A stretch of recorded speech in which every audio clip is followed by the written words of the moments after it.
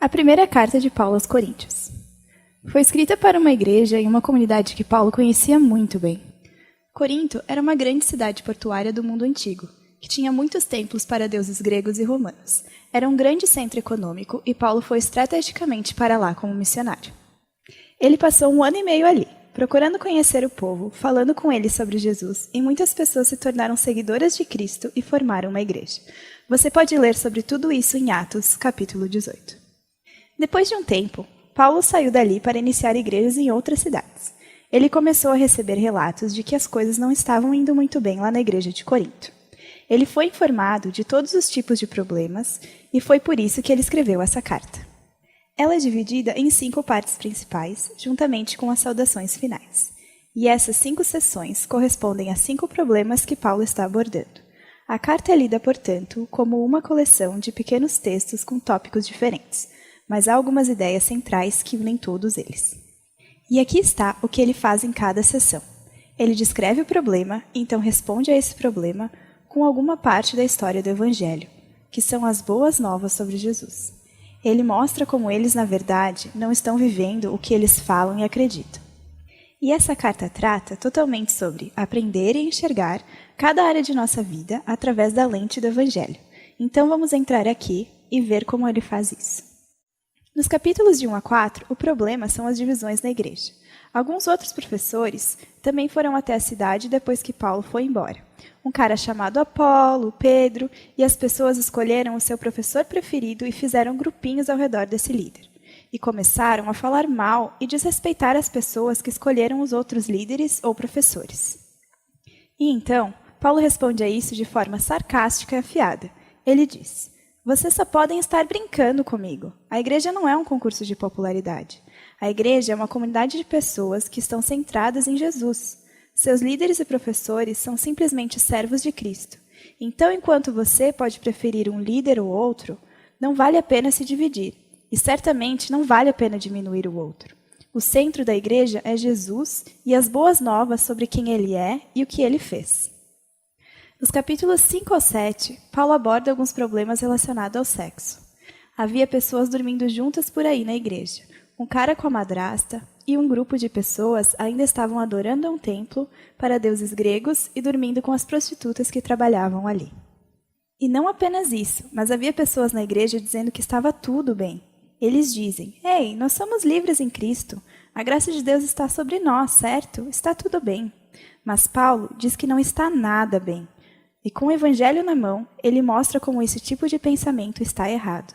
Ele diz: "Lembrem-se que, antes de tudo, Jesus morreu pelos seus pecados, incluindo essa ruína de relacionamentos quebrados que são causados por mau comportamento sexual. Então, se você segue a Cristo, integridade sexual é uma das principais formas que nós respondemos ao amor e à graça de Deus."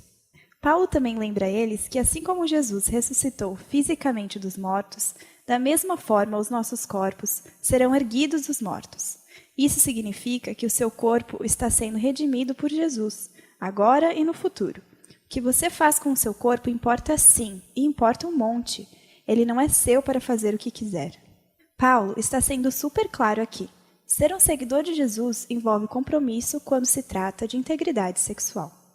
Nos capítulos 8 a 10, o assunto é comida. Não apenas preferências gastronômicas, como gostar ou não gostar de um determinado tipo de alimento. O assunto aqui é que os coríntios estavam divididos por causa da carne que veio de sacrifícios de animais nos templos de deuses gregos e romanos. Havia uma divisão entre cristãos judeus e não judeus sobre como responder essa questão. Mais uma vez, Paulo apela para algumas ideias centrais do Evangelho. Ele diz que nossa submissão, em primeiro lugar, pertence a Jesus como Senhor, não a quaisquer outros deuses. Então, você está numa situação onde há carne sacrificada a outros deuses, e há pessoas ao redor que possam olhar para você e concluir: "Olha lá, os cristãos adoram a Jesus e também podem adorar a outros deuses." Paulo diz que se esse é o cenário, não coma carne. Sua lealdade pertence a Jesus, e você deve amar as pessoas mais do que a si mesmo, e não induzi-las ao erro. Mas Paulo rapidamente ressalta isso e diz: "Ouçam, como cristãos, nós acreditamos que Deus é o Criador de todas as coisas, incluindo aquele animal. E nós acreditamos que os templos de ídolos são apenas pedaços de madeira e pedra.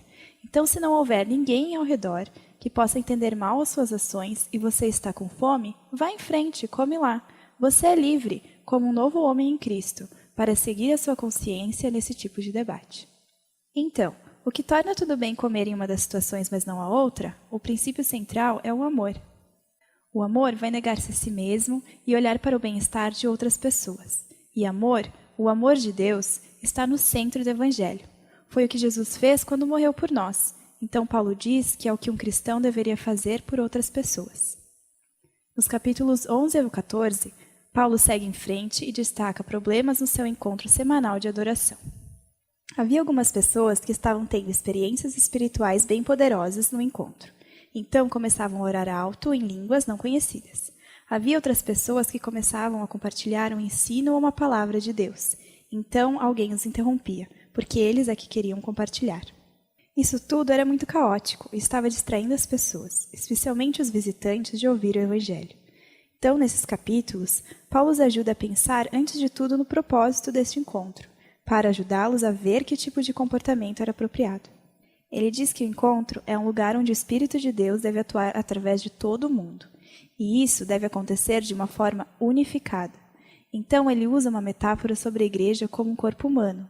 Ela é uma só, mas tem várias partes diferentes, e cada parte desempenha um papel único e importante.